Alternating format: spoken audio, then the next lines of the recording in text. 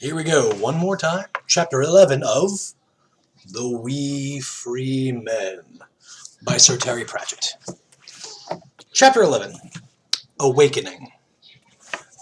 On the other side of the clearing, where the nut-cracking man had been at work, was the last nut, half as high as Tiffany, and it was rocking gently. The cracker took a swipe at it with a hammer, and it rolled off and out of the way. "See what's really there," said Tiffany to herself, and laughed. The Queen gave her a puzzled look. "You find this funny?" she demanded. "What's funny about this? What is amusing about this situation?" "I just had a funny thought," said Tiffany. The Queen glared as people without a sense of humor do when they're confronted with a smile. "You're not very clever," thought Tiffany. "You've never needed to be. You can get what you want just by dreaming it. You believe in your dreams, so you never had to think." She turned and whispered to Roland, "Crack the nut. Don't worry about what I do. Crack the nut." The boy looked at her blankly. "What did you say to him?" snapped the Queen.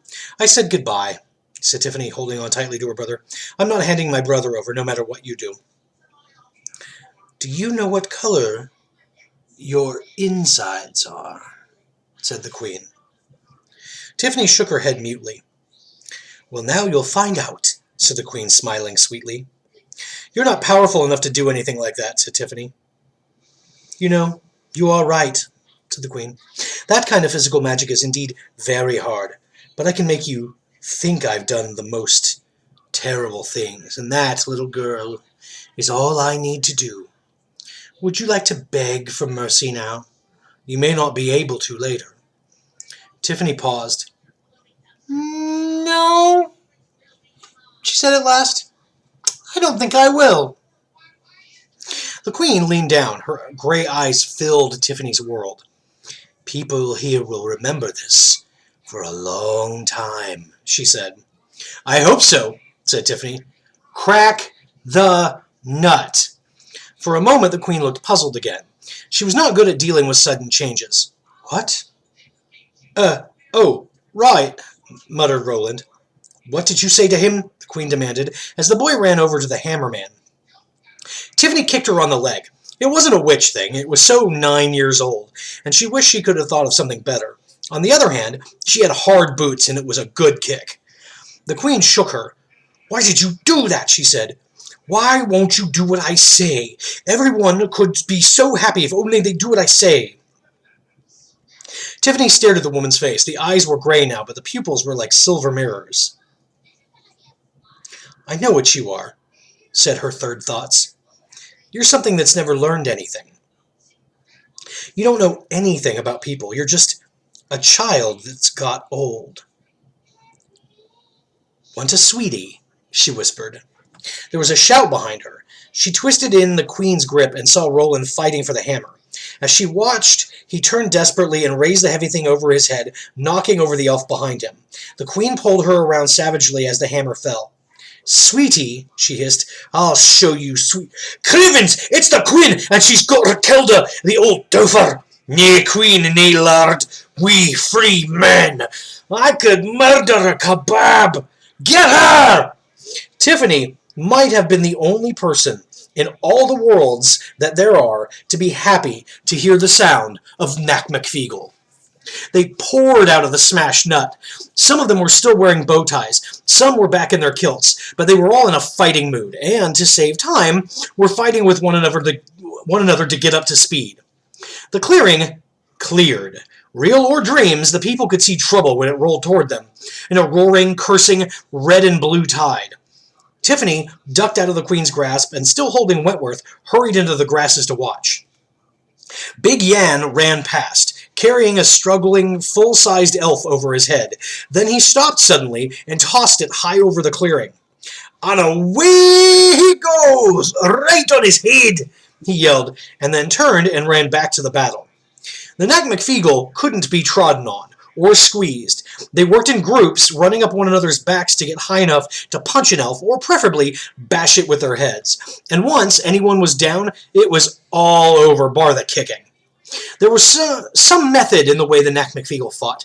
For example, they always chose the biggest opponent because, as Rob Anybody said later, it makes them easier to hit, you can. And then they simply didn't stop. It was that which wore people down. It was like being attacked by wasps with fists. It took them a little while to realize that they'd run out of people to fight. They carried on fighting one another for a bit anyway, since they didn't come all this way, and then settled down and began to go through the pockets of the fallen in case there was any loose change. Tiffany stood up.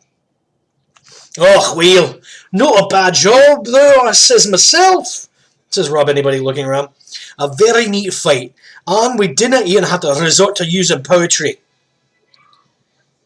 "How did you get into the nut?" said Tiffany. "I mean, it was a nut." "Only way we could find in," said Rob Anybody. "It's got to be a way that fits. 'Tis difficult work navigating in dreams." "Especially when you're a wee bit sloshed," said Daft Willie, grinning broadly. "What? You've been drinking?" said Tiffany. "I've been facing the Queen, and you've been in a pub." "Oh, no," said Rob Anybody. "You cannot dream with a big party." "When you had a pretty frock on and we got stuck in it. But I killed the drone." Rob looked a little shifty. "Well," he said, "we did not get out as easily as you. It took us a wee while." "Until we finished all the drink," said Daft Willie helpfully. Rob glared at him. "You didn't have to put it like that," he snapped. "You mean the dream keeps on going," said Tiffany. "If you're thirsty enough," said Daft Willie. "And it wasn't just the drink, there was canapes as well." "But I thought if you ate or drank in a dream, you stayed there," said Tiffany. "Aye, for most creatures," said Rob Anybody, "but not for us, though. Houses, banks, dreams, 'tis all the same to us. There's nothing we canna get in or out of." "Except maybe pubs," said Big Yan. "Oh, aye," said Rob Anybody cheerfully. "Getting out of the pub sometimes causes us a certain amount of difficulty, I'll grant you that." "And where did the Queen go?" Tiffany demanded. "Oh, she did an off-ski as soon as we arrived," said Rob Anybody. "And so should we, lady, afore the dream changes." He nodded at Wentworth. "Is this the wee bairn? Oh, what a nose full of bogies!" "What a sweetie!" shouted Wentworth on automatic candy pilot. "Well, you canna ha none," shouted Rob Anybody. "And stop snivelling! Come away with us and stop being a burden to your wee sister!" Tiffany opened her mouth to protest and shut it again when Wentworth, after a moment of shock, chuckled. "Funny," he said. "Wee man! Wee man!" "Oh dear," said Tiffany. "You've got him started now." But she was very surprised nonetheless. Wentworth never showed this much interest in anyone who wasn't a jelly baby. "Rob, we've got a real one here," a pixie called out. To her horror, Tiffany saw that several of the Knack McFeagle were holding up Roland's unconscious head. He was full length on the ground. "Ah, that was the laddie who was rude to you," said Rob.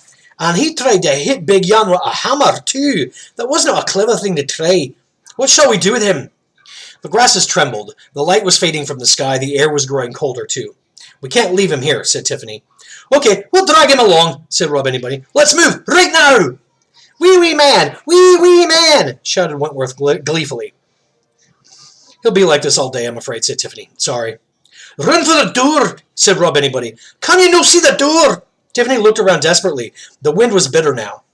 "See the door," Rob Anybody commanded. She blinked and spun around. She said. The sense of a world beneath that had come to her when she was frightened of the Queen did not turn up so easily now. She tried to concentrate. The smell of snow. It was ridiculous to talk about the smell of snow. It was just pure frozen water. But Tiffany always knew when she woke up, if it had snowed in the night, snow had smelled like the taste of tin. Tin did have a taste, although admittedly it tasted like the smell of snow. She thought she heard her brain creak with the effort of thinking. If she was in a dream, she had to wake up, but it was no use running. Dreams were full of running, but there was one direction that looked thin and white. She shut her eyes and thought about snow, crisp and white and fresh bedsheets. She concentrated on the feel of it under her feet. All she had to do was wake up. She was standing in snow. "Right," said Rob Anybody. "I got out," said Tiffany. Sometimes the door's in your own head," said Rob Anybody. "No, let's move." Tiffany felt herself being lifted into the air.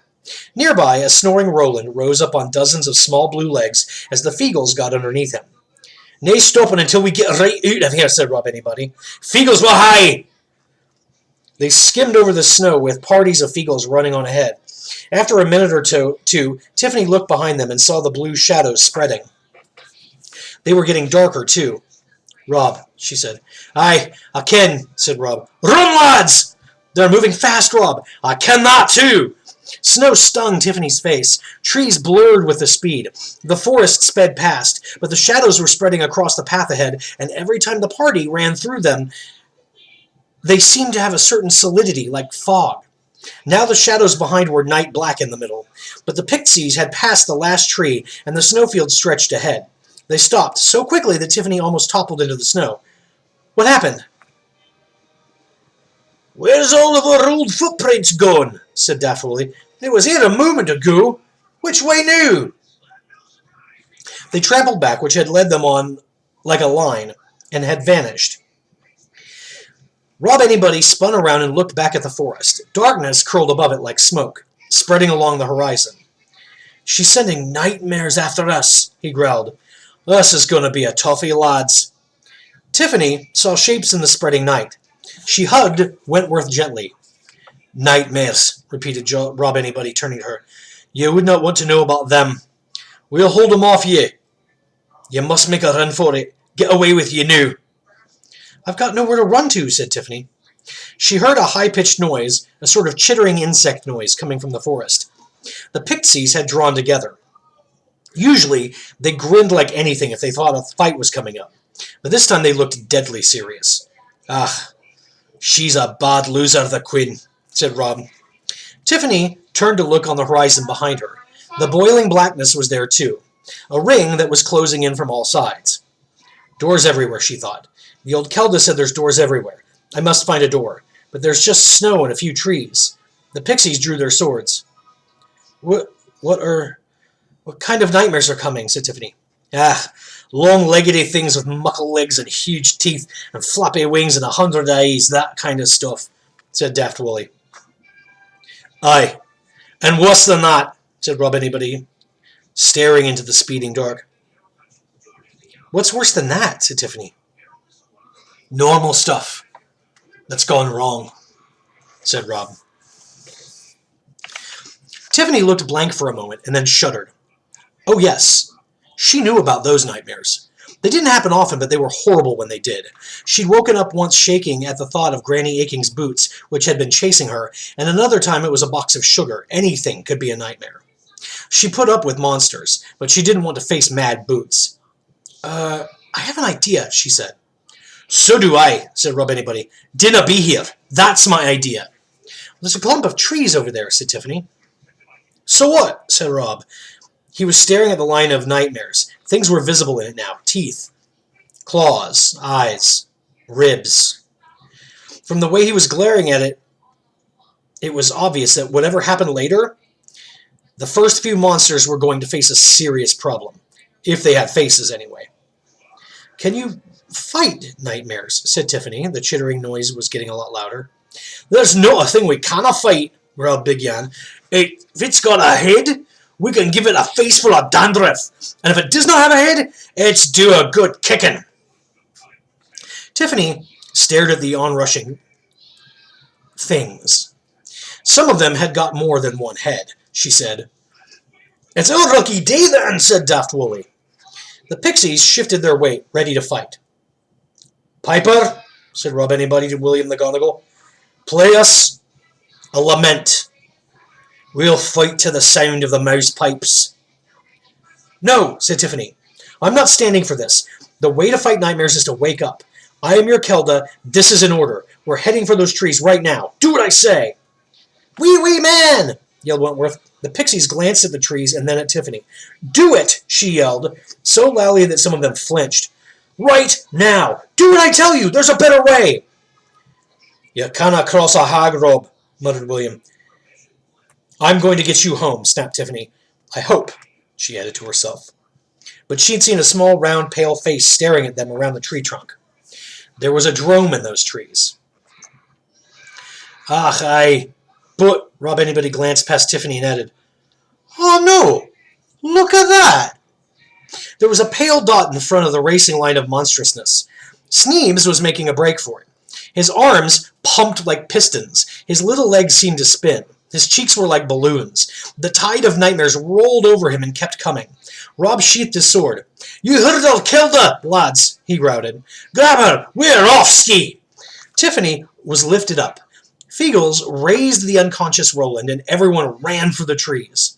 Tiffany pulled her hand out of her apron pocket and opened up the crumpled wrapper of Jolly Sailor tobacco.